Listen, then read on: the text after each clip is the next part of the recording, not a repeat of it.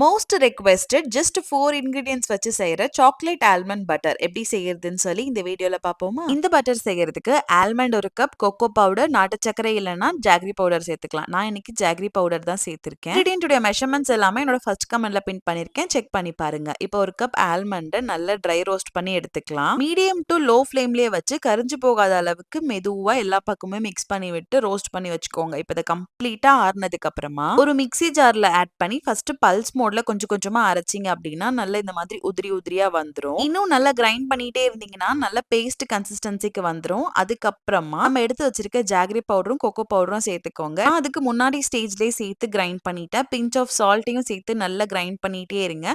கொஞ்ச நேரத்துக்கு அப்புறம் நல்ல திக் பேஸ்டா வரும். அதுக்கப்புறம் ஒரு டேபிள் ஸ்பூன் அளவுக்கு கீ ஆட் பண்ணிட்டு கன்சிஸ்டன்சி அட்ஜஸ்ட் பண்ணிக்கோங்க. எந்த அளவுக்கு முடியுதோ கிரைண்ட் பண்ணிக்கிட்டீங்க அப்படின்னா நல்ல ஸ்மூத் அண்ட் சில்கியான ஆல்மண்ட் சாக்லேட் பட்டர் ரெடி ஆயிடும். Storage instruction and other tips and tricks எல்லாமே என்னோட கேப்ஷன்ல கொடுத்துருக்கேன். கண்டிப்பா செக் பண்ணி பாருங்க. இதே மாதிரி இன்னொரு வீடியோல பார்க்கலாம். அது வரைக்கும் தேங்க்ஸ் ஃபார் வாட்சிங். ஹாப்பி மாமி, ஹாப்பி பேபி. பை.